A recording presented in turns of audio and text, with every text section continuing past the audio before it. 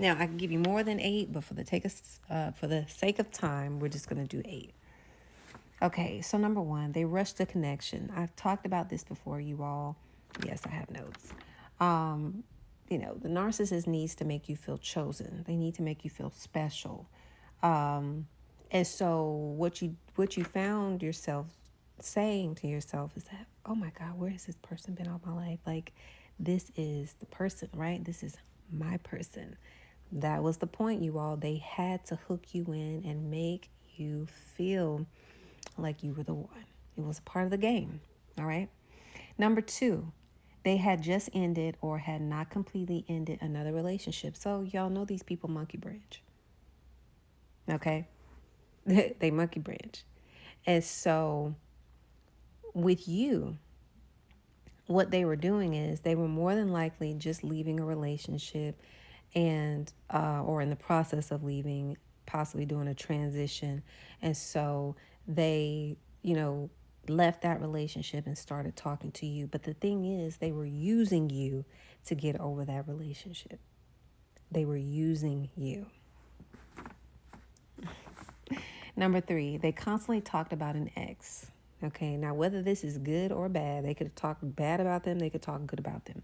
The thing that you need to understand is that that person remained emotionally present in your relationship, and that's not good.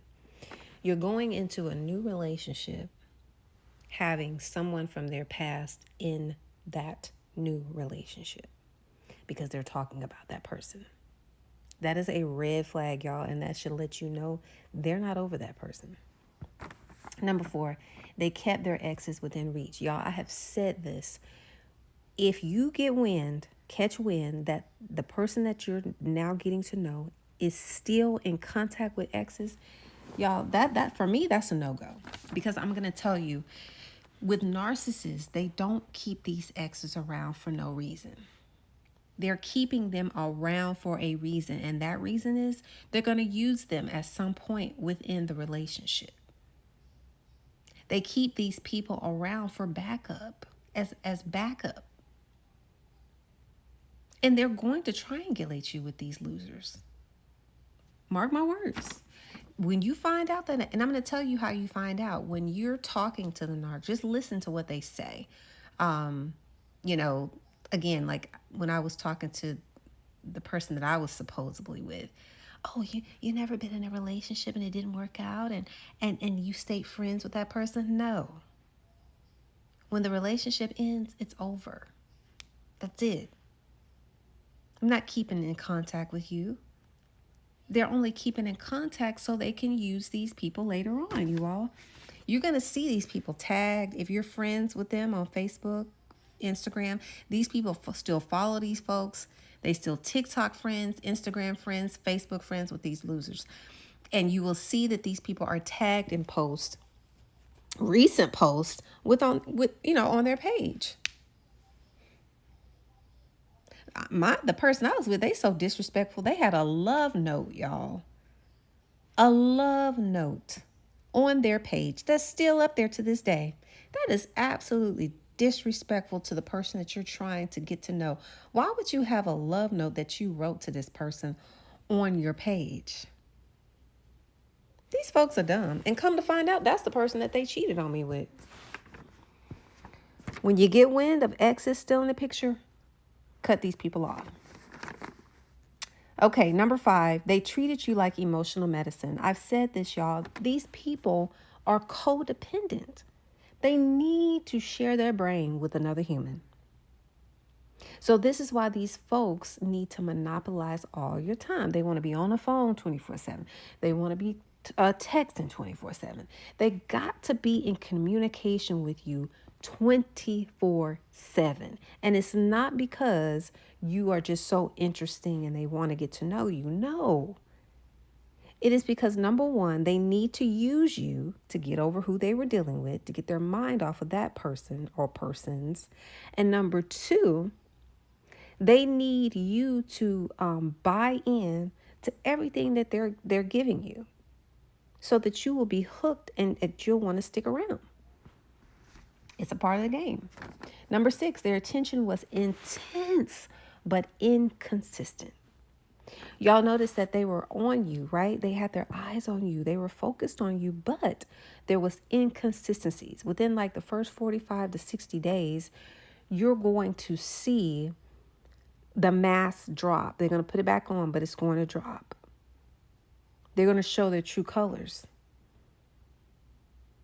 And then if you stick around after that, they're just going to, it's going to get more intense. It's going to get more intense, right? Number 7, oh, this is big. They avoided making concrete long-term plans. Wasn't no plans being made, y'all. And I'm not talking about plans to go to a concert, plans to go on a vacation, not even plans to meet their family. We ain't even talking about that. Because these people bring people around their family like it's nothing. And what they're telling their family is that you're just a friend. Right? We're not talking about that. I'm talking about plans for you all to be together. Long-term plans of the both of you joining your lives together. If there was never no talk about, if there was no plans, because see, the thing about a narcissist, they're going to talk. Oh, they're good talkers, but they're not going to put anything into plan, right? See, they talked about a future, but resisted taking meaningful steps towards building one. They're not building nothing. And anytime you bring it back up and you remind them, hey, you said you were working on this, such and such, they'll say, they'll give you an excuse. Well, by this date, I'm going to have this. That date comes around. Oh, well, I had something come up. So, maybe by December, December come up, it's going to be another excuse. These people, and they're doing this on purpose because they don't have any plans on you being permanent in their life. Last but not least, they moved on without processing your breakup. If they moved on, and in my case, moved on and act like I never even existed, you were just a placeholder. You were never meant to be anything long-term or permanent in their life. They were just using you for the time being. What's the saying? Here for a good time, not a long time. They can move on and just pick their life, start dating more people, or go back to an ex and totally erase y'all. When I tell y'all I was devastated, made like I never existed and made like my kids never existed, just moved on. I nearly almost lost my mind behind what this person did to me. It was so devastating and so hurtful. The thing I need y'all to understand in all of this is that it has nothing to do with your worth. This has everything to do with the types of people that we were dealing with. These people have no character. They have no morals. That's the bottom line. And see, I'm going to say this in closing. That is a part of their judgment. It's like some people like to say karma. I like to call it God's judgment on their life, is the fact that they will have to repeat the same cycles until the day they take their last breath, because they refuse to change. They refuse to do the inner work. They refuse to go back to those relationships and right their wrongs and apologize to these people whose lives they have shattered. So God says, because they refuse to do that, part of their punishment is the fact that they got to go through the same, you know how depressing that is, to go through the same, every relationship they get in will never work. So they're going to continue to give pieces of their soul away, pieces of their body away, and nothing is going to ever come of it. Nothing.